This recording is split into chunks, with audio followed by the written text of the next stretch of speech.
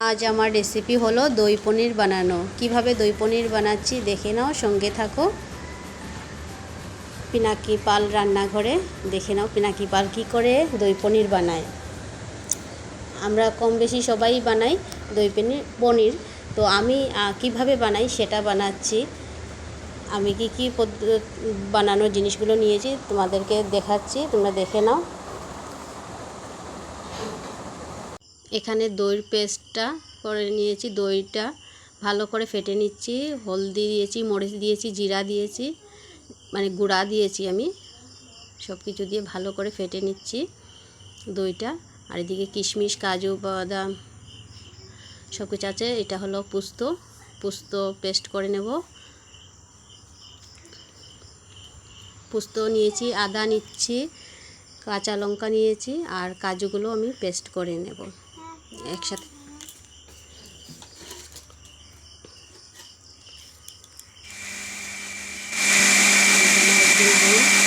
Paste করে দিচ্ছি, বলছে দিদিভাই তুমি রান্না করো, আমি পেস্ট করে দিচ্ছি। তো আমার বোন পেস্ট করে দিচ্ছে।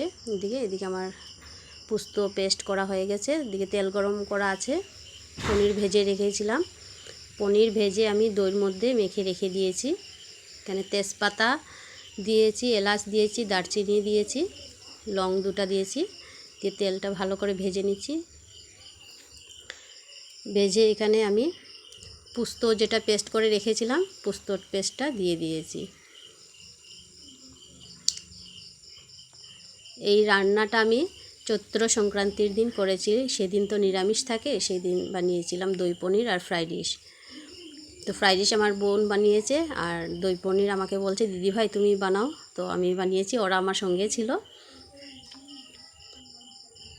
তো আমি কীভাবে মশলাটা ভালো করে ভেজে নিচ্ছি। তারপর দই যেটা ফেটে রেখেছিলাম ওই দইটা দিয়ে দিলাম। দইটা দিয়ে ভালো করে নেড়ে নেব। সবাই বানানোর পদ্ধতি আলাদা আলাদা হয়, তো আমি আমার মতে বানাচ্ছি। কেউ এটার মধ্যে আবার রসুন পেঁয়াজও দেয়, আমি কিন্তু রসুন পেঁয়াজ দিই না, নিরামিষ যেহেতু। তার মধ্যে চিনি দিয়ে দিলাম স্বাদ অনুসারে, কারণ দই তো টক দই, তার জন্য চিনিটা অল্প দিয়ে দিলাম।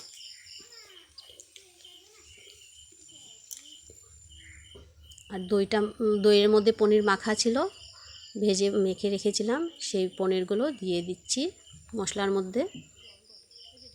আমার পনিরটা হয়ে এসেছে প্রায়। তো পনির মশলা সহ অল্প সময় নেড়ে নেব। মশলার জল যেটা ছিল ওটা অল্প দিয়ে দিয়েছি। আরটুক জল দেব, নাহলে বেশি শুকনা হয়ে যাবে।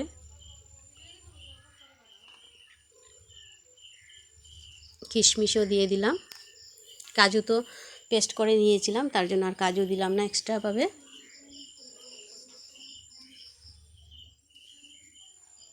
খেতে কিন্তু অনেক ভালোই হয়েছিল।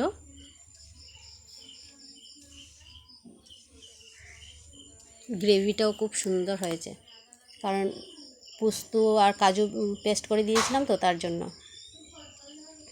দইটাও বেশি করে দিয়েছি। এই যে আমার দুইজন হেল্পার, ওরা আমার সাথে হেল্প করেছিল। খুব সুন্দর হয়েছে রান্নাটা। যদি তোমাদের রান্নাটা ভালো লাগে একটা লাইক, কমেন্ট, শেয়ার করে দিও।